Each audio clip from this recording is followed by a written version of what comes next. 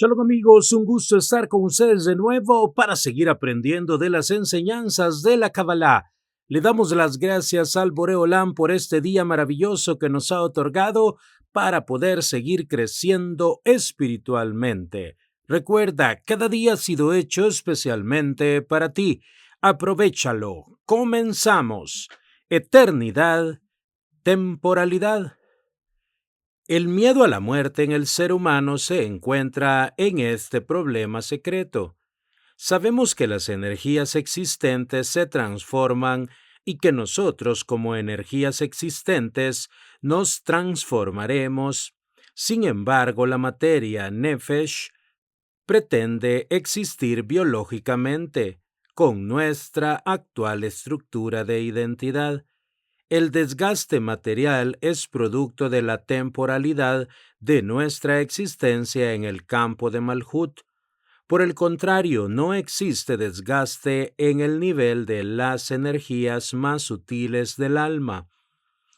El miedo de la muerte biológica se encuentra en la desaparición de nuestra identidad. Ahora bien, nuestra identidad real es la energía sustancial independiente de la genética material. Nuestra identidad real trasciende completamente nuestra limitada vida biológica, porque es una identidad relacionada con un cierto tipo de energía y no con una estructura material determinada.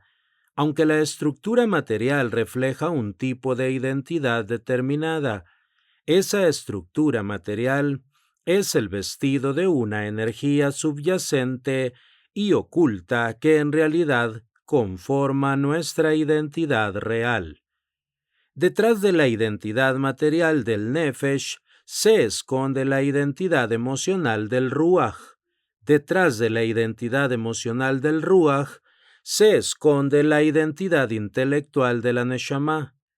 Detrás de la identidad intelectual de la Neshama se esconde la identidad de la voluntad del nivel de Hayá, y detrás de la Hayá se oculta la conciencia de ser un fragmento del Ein Sof del nivel de Yehidá.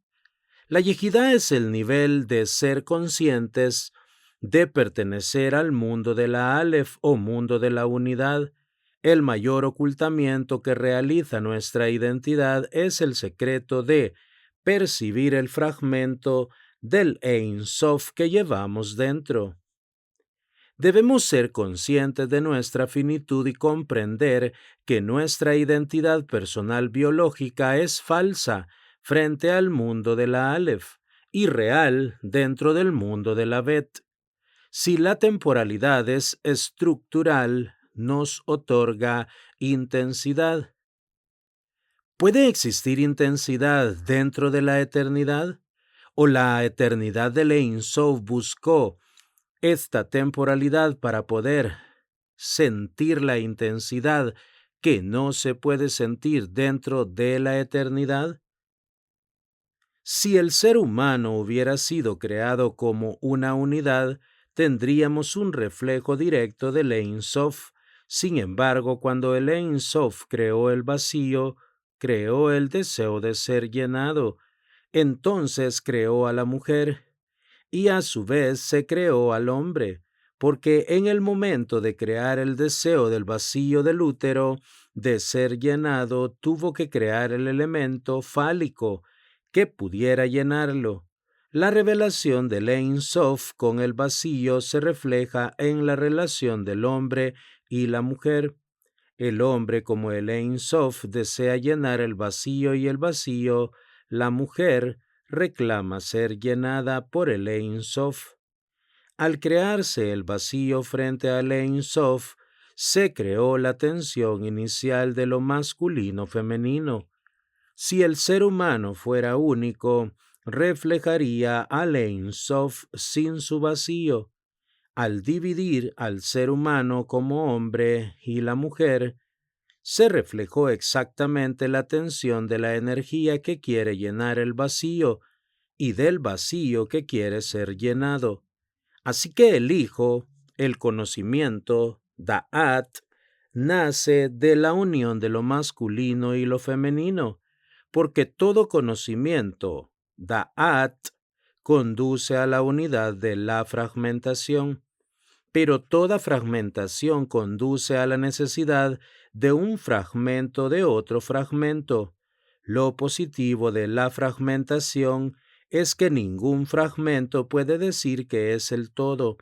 De ese modo, la estructura de la creación fragmentaria es contraria por completo a la idolatría. Siempre necesitamos del otro fragmento para construir algo. ¿Es posible sentir la intensidad dentro de la eternidad cuando allí no existe la temporalidad? Cuanto menos tiempo tenemos, mayor intensidad del tiempo percibimos. Sin el movimiento del tiempo, la intensidad podría llegar a un punto cero. Llegaríamos a la existencia de la intensidad. Si realmente supiéramos que somos eternos, en un nivel superior lo somos, no operaríamos con la intensidad que tenemos. Es posible que la eternidad pudiera provocar la anulación de toda intensidad. Es probable que el mismo concepto de intensidad sea el resultado de nuestra experiencia temporal, porque lo que a menor tiempo de vida material adquirimos mayor intensidad. Se crea así el concepto del valor. Valoramos algo cuando escasea. Podríamos valorar la vida dentro de la eternidad. Es el límite de nuestra desaparición biológica lo que nos apresura a vivir intensamente. Quizás podemos sentir amor ante la fragilidad de nuestra finitud material. El amor puede ser un producto derivado por un sentimiento interno o una pretensión por la cual no queremos que el sujeto u objeto que amamos desaparezca dentro de la materia. El amor entonces produce un concepto de eternidad relativa dentro de la realidad temporal de la finitud. A través del amor, el ser humano pretende algo imposible, vivir a través de sus sentimientos en un estado de eternidad, a pesar de vivir dentro de la temporalidad. Así que toda alma, para poder ascender, debe olvidar su eternidad energética. Por ese motivo se borran los recuerdos de nuestras vidas pasadas, para poder vivir intensamente esta realidad temporal. Si supiéramos que regresaremos a esta existencia material por la reencarnación, rotación de las almas, dejaríamos de ascender hacia el Ein Sof. Por ese motivo podemos vivir intensamente dentro de esta realidad material en la que hemos nacido por predeterminación. La eternidad material no es posible por ahora, ya que en poco tiempo será posible, por el desgaste de la materia. Sin embargo, poseemos, por otra parte, una eternidad energética derivada de la sustancia eterna de la divinidad. Somos fragmentos eternos porque somos energías eternas en constante transformación, derivadas de la sustancia eterna del Ein Sof. Somos, pues, temporales en el mundo de la Bet, pero somos esencialmente eternos, aunque perdamos la conciencia por nuestra identidad material que nos otorga el mundo de la Bet. ¿Será entonces la conciencia diferenciada y subjetiva producto de una unión compleja de diferentes energías? Ahora bien, si cada una de dichas energías proviene de una energía unificada en algún punto superior, entonces somos conciencias diferenciadas por las diferentes contracciones de una misma energía raigal. Es probable que el precio que pagamos por la eternidad real, la unión dentro del Ein Sof, sea la nulidad de nuestra identidad fragmentaria, La mística judía dice que el fragmento energético del alma sobrevive sin mezclarse con el Ein Sof como una energía determinada dentro del vacío. Entonces, ¿cómo se resuelve la aparente paradoja? Por una parte, el ser humano desea unirse al Ein Sof más allá de su materialidad, y por la otra su alma sigue siendo un fragmento del Ein Sof dentro del vacío. A pesar de su abandono de la materialidad corporal, el alma, a pesar de su carencia con el Ein Sof fuera de la materialidad, no pierde su condición fragmentaria. Solamente una decisión del Ein Sof de terminar con este vacío podría llevar al retorno de todas las energías existentes en el Ein Sof. Por lo tanto, en los más altos niveles del alma adquirimos otro tipo de conciencia, como ya explicaremos en su momento. Nos revelamos a la vida biológica por el ocultamiento del Ein Sof. Pero cuando desaparecemos de la vida material, la luz del Ein Sof aparece con toda su fuerza. ¿Somos reabsorbidos por el Ein Sof perdiendo nuestra identidad? ¿O sostenemos nuestra identidad a pesar del grado de revelación del Ein Sof? Sabemos que el Ein Sof no nos reabsorbe, sino que continuamos existiendo en los planos más altos. El sentido de nuestra existencia va más allá de nuestra materialidad actual. Aquellos que pueden descifrar de manera consciente cuál es el objetivo por el cual han regresado a esta vida material adquieren un elevado grado de revelación. Este es el mayor grado de revelación dentro de nuestra constitución material actual. Nuestro vehículo actual es la materialización de la energía, pero podríamos eventualmente conquistar otras formas de manifestación diferentes. Podríamos desmaterializarnos en forma real para alcanzar un grado mayor de revelación sin perder nuestra identidad. Sabemos por la Cábala que estas cuestiones serán resueltas científicamente en algún momento futuro. La creación del Ein Sof en la materia se descontroló, ya que comimos del árbol del conocimiento del bien y del mal.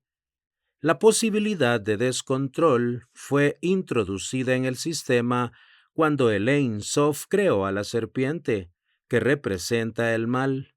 El mal fue creado dentro del sistema. Sabemos que el mal existe por el vacío existente. Así las cosas, aunque nunca comieran del árbol, a pesar de no conocer el mal hubiera existido en términos potenciales para el ser humano. En realidad el mal no era potencial para el sistema, porque existía de hecho. Por la sola creación de la serpiente ya poseíamos el mal dentro de la realidad. En sentido estricto, no es que el Ein Sof puso el mal dentro del sistema. Si el sistema se creó por el vacío de Dios, el mal representa un accidente de la propia creación. Pero, ¿y si comíamos del árbol de la vida eterna? Dice el texto de Bereshit 3:22. Y dijo el eterno Dios: He aquí que el hombre ha venido a ser como uno de nosotros, conociendo el bien y el mal. Ahora pues, no sea que extienda su mano y tome también del árbol de la vida y coma y viva para siempre. Si el hombre comía del árbol de la vida, podría vivir para siempre. Este es un gran enigma de la Torá. Dios prohibió comer del árbol del bien y del mal, pero jamás prohibió comer del árbol de la vida. Bereshit 2, 16, 17. ¿Por qué no fueron tentados a comer del árbol de la vida y sí fueron tentados a comer del árbol del conocimiento? ¿La libertad fue más tentadora que la eternidad? Podían pasar de la temporalidad a la eternidad, pero prefirieron pasar de la ignorancia al conocimiento. El conocimiento les otorga conciencia de su existencia, en cambio la eternidad les daba un tiempo ilimitado sin conciencia de existencia. La eternidad les hubiera otorgado el tiempo suficiente para adquirir un conocimiento infinito. ¿Por qué entonces eligieron el conocimiento? La única respuesta posible es que el conocimiento, con el tiempo, nos otorgará la eternidad. Si hubieran tenido la capacidad de eternidad, no se hubieran procreado para que todas las energías, las almas, se pudieran manifestar dentro de la materialidad. Otra de las más importantes razones para no elegir la eternidad es que, si bien la eternidad les otorgaba todo el tiempo para su desarrollo intelectual, ¿qué sentido tenía el esfuerzo de dicho desarrollo, teniendo la eternidad? La eternidad podía aplazar eternamente el esfuerzo. La eternidad les hubiera provocado una anulación de todo esfuerzo posible. Sabemos que el sentido de la existencia es y se desarrolla dentro de un esfuerzo determinado. La eternidad hubiera provocado la anulación de todo esfuerzo y por tanto la existencia eterna no hubiera tenido sentido. El sentido de la existencia, por tanto, surge de la urgencia de nuestra limitación temporal. Esta es la raíz del sentido de nuestra vida. Como el Ein Sof ya se encuentra experimentando la infinitud y la eternidad, ¿qué sentido tenía que sus fragmentos experimentaran también la eternidad? El fundamento central por el cual el Ein Sof se manifestó en la materialidad es la experiencia de finitud espacial y temporal. Denominamos a la finitud temporal como temporalidad. La manifestación del Ein Sof dentro del vacío se produjo por la posibilidad de sentir el espacio y el tiempo. Así la eternidad hubiera destruido la posibilidad de procreación, porque toda procreación lleva dentro de sí la ilusión material de eternidad en la herencia biológica que dejamos. Si nuestra herencia biológica no constituye simplemente una herencia genética, sino una herencia espiritual, la trascendencia es imposible.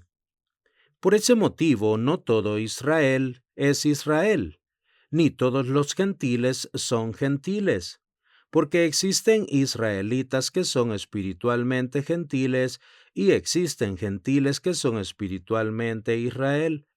Israel, aunque es un pueblo cuya herencia es genealógica, en realidad tiene una potencia más alta, su herencia espiritual. Por esa razón, en el futuro muchos gentiles que se sienten espiritualmente parte de Israel conocerán dentro de sus almas su calidad energética de ser partes fragmentadas del pueblo de Israel. El proceso de conversión al judaísmo en este sentido, en realidad no es una conversión a nada, porque quien se quiere convertir al judaísmo ya se siente un alma parte de Israel antes de su conversión formal. Un alma pertenece a Israel antes del proceso formal de conversión al judaísmo. Y el alma gentil que ha transmigrado dentro del cuerpo de un judío tiende a la asimilación y a la desaparición del pueblo de Israel. La división entre Israel y los gentiles, por otra parte, es producto del mundo de la fragmentación. En cambio, en el mundo oculto de la unidad, nivel Aleph, tanto Israel como los gentiles tienen su raíz en el Ein Sof, y por lo tanto la Torá entiende que los gentiles que cumplan las 7 leyes de Noé quedan reinsertados dentro de la redención. Así que existen dos formas de alcanzar la eternidad y con esto revelamos un secreto del nivel de Sod de Sod. La eternidad se puede alcanzar de este segundo modo, sin esfuerzo, de forma automática al comer del árbol de la vida. Sin embargo, el hombre prefirió alcanzar la eternidad por el esfuerzo de conocer. El gran secreto es que no sabemos si la eternidad nos conduce al conocimiento, sabiendo que siempre tendremos un tiempo ilimitado para conocer, porque podríamos postergar indefinidamente la necesidad de conocer como consecuencia de nuestra eternidad. Nuestra eternidad, como la de Ein Sof, nos obligaría a buscar formas temporales de existencia para alcanzar el conocimiento, o el conocimiento supremo es el conocimiento experimental de la eternidad, o podemos encontrar alguna otra forma de conocimiento continuo dentro de un proceso eterno. Este es un secreto que se revelará en el futuro. Se podrá compatibilizar la eternidad con un esfuerzo continuado hacia el conocimiento. Un fragmento eterno no tendría sentido de existencia, y por lo tanto el Ein Sof no llegaría nunca a experimentar la finitud real, porque la finitud espacial sin finitud temporal no lograría experimentar la finitud en su esencia, aunque si un fragmento temporal se vuelve eterno, puede acercarse mejor a la comprensión del Ein Sof dentro de esa eternidad. Alcanzar la eternidad entonces provocaría una comprensión mayor de la esencia del Ein Sof. Por tanto, la única forma de desear el conocimiento, por el momento, se fundamenta en nuestra temporalidad. El Ein Sof buscó conocer dentro de la finitud, porque ya conocía todo dentro de su infinitud, pero en la infinitud no conocía otra cosa que todos los efectos derivados de su propia infinitud. El Ein Sof crea la finitud. Lo que no sabemos es cuántas veces el Ein Sof pasó a la finitud. Si nosotros somos otra experiencia de finitud, es que el Ein Sof ya conocía sus posibilidades de finitud en acción y no solo en potencia. ¿Y si somos su primer experimento de finitud? Para poder conocer dentro de la finitud, aunque el conocimiento potencial derivado de la finitud lo tenía que poseer dentro de su estado de infinitud, o ya lo conocía por la existencia de otros vacíos anteriores a nuestro vacío actual. Como fragmentos temporales no tenemos tiempo suficiente para conocer todo lo que desearíamos conocer, y es así que nos esforzamos por conocer. Somos conscientes de que en esta forma fragmentaria material debemos conocer todo lo que podamos. Así, el Ein Sof extrae información de la finitud de la materia para llevarla a su banco de datos en el infinito. Somos algo así como las neuronas del Ein Sof dentro de la finitud. Esto no tendría sentido si pensamos que en otro tiempo, fuera de nuestro tiempo, el Ein Sof creó otros vacíos y otros universos donde ya experimentó la finitud. Con todos los experimentos finitos posibles dentro de la eternidad, el Ein Sof no necesita de nuestra existencia, ya que conoce infinitamente todas las formas posibles de manifestación en el campo de la finitud. La pregunta no es por qué desea conocer el ser humano, ya que la respuesta es evidente. Su temporalidad es la energía básica del conocimiento, y quizás todo conocimiento tiene como fin conocer alguna forma de eternidad. Entonces la pregunta es, ¿por qué el Ein Sof en su infinitud deseó crear la finitud? Su deseo de conocer partió desde la infinitud, Por tanto, estamos ante un contrasentido. Sí, como hemos dicho, solamente en la finitud deseamos conocer. Entonces, ¿cómo se produjo la paradoja del deseo de conocer por parte de la infinitud? Si el Ein Sof no se fragmentaba, existía, por denominarlo de alguna manera, en su soledad estructural. Es posible la sensación de soledad dentro de la infinitud. En el Ein Sof solamente existe el Ein Sof en sentido estricto. No podemos hablar de soledad dentro del Ein Sof, porque al tenerlo todo, nos tiene a todos nosotros sus fragmentos en potencia, así que a pesar de su soledad, siempre está acompañado de sí mismo. Si no existe el otro, ¿por qué todo es el mismo? No existe el reconocimiento de su existencia. Al otorgar conciencia de existencia a sus manifestaciones fragmentarias, aparecieron otros entes temporales que pese a su temporalidad pueden reconocer su existencia. Si nosotros estamos atrapados dentro de nuestra fragmentación estructural predeterminada, el Ein Sof está atrapado en su infinitud. La única forma posible de liberarnos ambos de esta situación es a través del amor, de lo finito a lo infinito y de lo infinito a lo finito. Amigos, hasta aquí la lectura de este día. Hashem bendiga la obra de sus manos. El Boreolán mande Parnasá sus mesas, tanto espiritual como materialmente, y que la luz de la Torá ilumine sus rostros. Hasta la próxima, con la ayuda del Boreolam.